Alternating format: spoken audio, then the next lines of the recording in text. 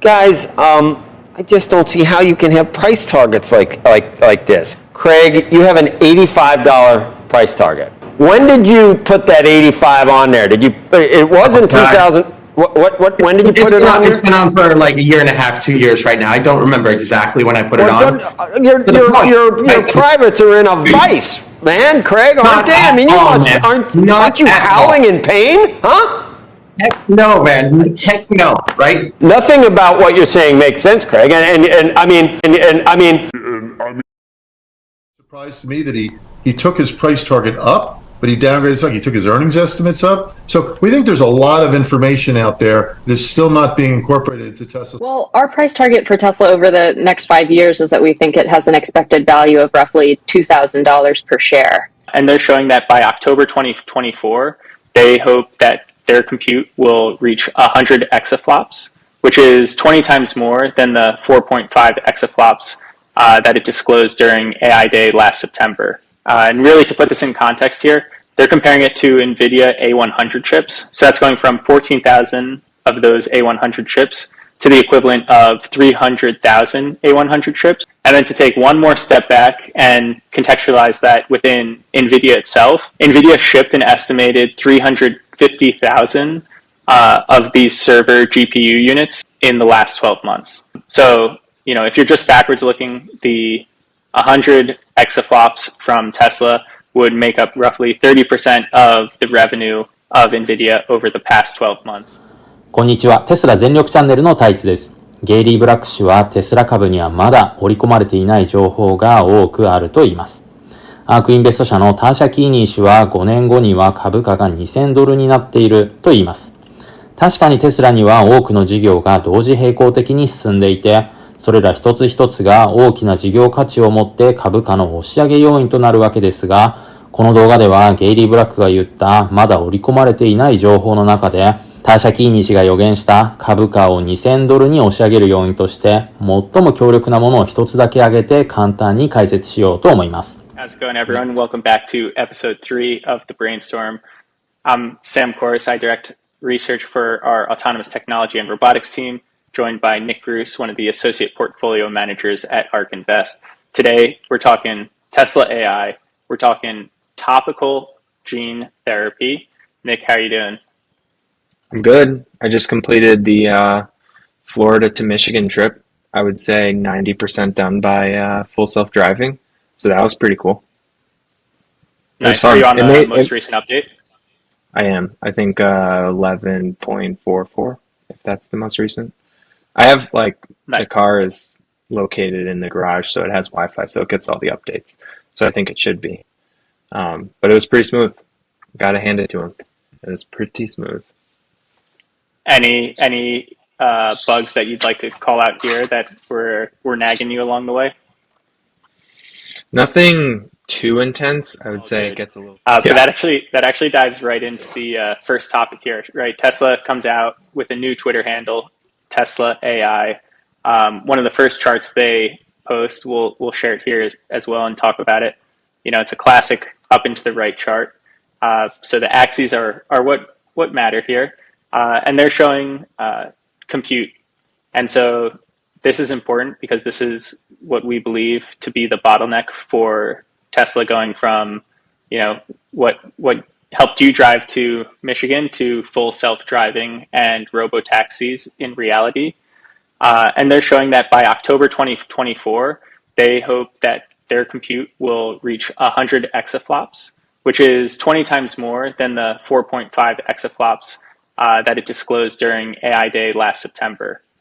And really, to put this in context here, they're comparing it to NVIDIA A100 chips. So that's going from 14,000 of those A100 chips to the equivalent of 300,000 A100 chips.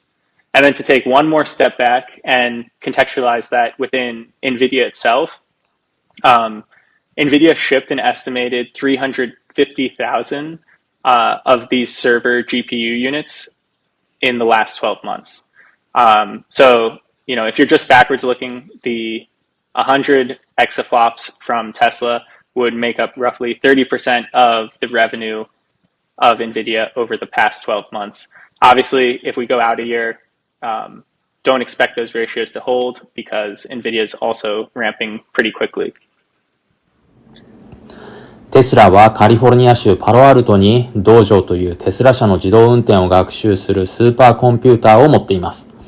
このスーパーコンピューターの昨年9月末時点での計算能力は 4.5 エクサフロップスで、この1フロップスというのは1秒間に行える計算の回数のことなので、4.5 エクサフロップスというのは1秒間に 4.5×10 の18乗、つまり450警戒の計算を行えることを意味しています。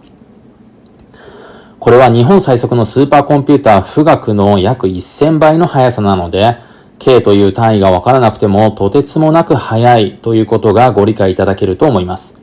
そしてこの 4.5 エクサフロップスを来年10月までにさらに20倍も速くして100エクサフロップスにする目標をテスラは立てているわけです。日本という科学先進国が官民共同で全勢力を挙げて作ったスーパーコンピューターが足元にも及ばない計算能力を持つのがテスラの道場なのです。テスラが単なる自動車メーカーの枠を超えているというのはこの事例だけでもよくわかると思います。しかしなぜそこまでしてテスラはこのような計算能力を上げなくてはならないのでしょうか。 Okay, so my first question is why? Why does Tesla need so much compute capacity? I mean, you're talking about a massive amount of compute. I think this would make it one of the largest supercomputers in the world once it's fully set up. So what do they need this for? Why are they, going after this? Yeah, I would love your thoughts here. Yeah, and this is driving their training for full self-driving and robo-taxis. Okay. And the reason that Tesla needs so much compute, we'll pull up actually another chart here that Daniel McGuire, one of the associates on the autonomous technology and robotics team made, showing how much time it's taken each of these companies to reach the most recent 1 million real-world miles. And so Tesla has this huge fleet of vehicles that are out on the road collecting data. And so it took just 14 hours for Tesla to collect, let's say, 1 million real world miles. Compare that to Cruise at 3 months and Waymo for 2.5 years. And so you need all of this compute to try and solve this problem at scale, not just in a geographically constrained area. Got it. And soテスラはどの企業よりも多くの EV を販売して、こうした EV が世界中で走っている最中の映像を先ほどの道場に集約させていきます。大量の映像データによって今まで AI が意図していない様々な状況を学習することができるため、このグラフに表示されている100万マイルの走行データをどのくらいで獲得できるかという時間は非常に重要なのです。Google の Waymo では2年半もかかってしまうような情報の収集量をテスラがたかだか1日足らずで収集してしまうことは今後の自動運転の開発、また AI の進化において非常に重要なアドバンテージであると言えます。なぜなら自動運転というのは全てをあらかじめ想定した状況で行うわけではなくて、刻一刻と変化する状況に対応しながら人間のようにメタ認知を行って適切に行動ができるように学習しなければならないためです。では、このスーパーコンピューター道場は自動運転のためだけに存在するのかというのが次の話題です。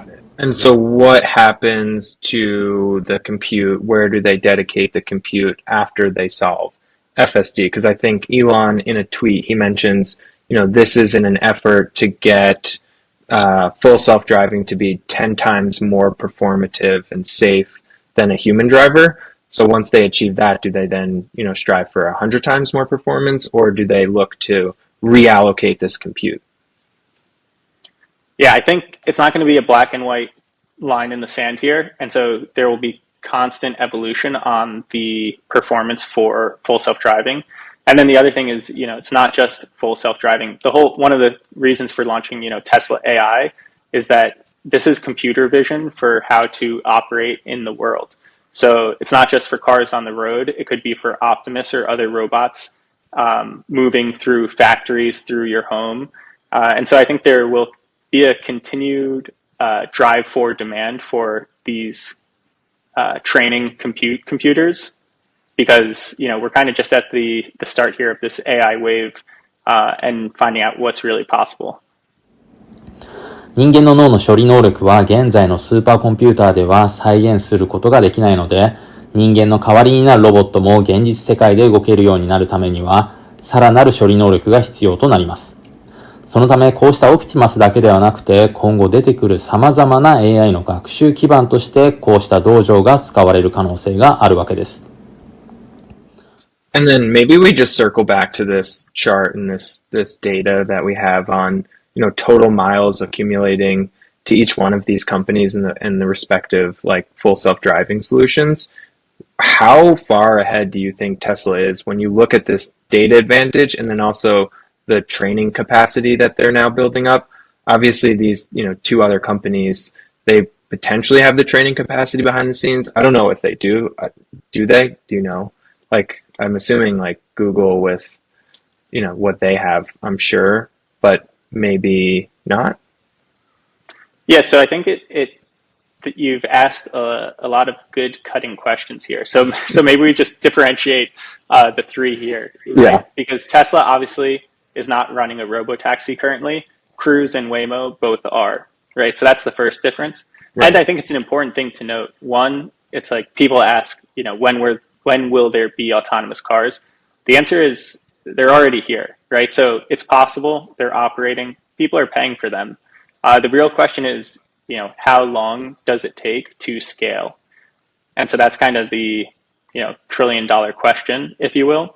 And so that's really why Tesla is going about it in a different way and collecting data from, people like you who've bought the vehicle and are driving it in real world conditions. And so then going back to the other question you asked is, why does Tesla need this compute? What about Cruise and Waymo? So they likely do need the compute, but if you look at the amount of data, maybe they're not right. So maybe they're not actually compute constrained. Maybe they're still data constrained. And so, why is 1 million miles? It's just an easy thing to measure, but really you can think about it in terms of corner cases or accidents. And it's like, how many novel things are you seeing in 1 million miles? And, every 14 hours, Tesla could be seeing 2 to 3 interesting things, whereas maybe Cruise is seeing interesting things every 3 months, and Waymo's seeing interesting things, every 2.4 years. And again, this is real world data, and all of these companies are simulating and doing things like that. But if you could simulate all of the corner cases, then that's almost the equivalent of autonomous driving being solved, right? The fact that you don't know what they are means you can't simulate them. And that's really why this real world data is so important. かつて日本では蓮舫氏が2位じゃダメなのかという質問をしたことが話題になりましたが、この AI の世界では1位が総取りをしていくのです。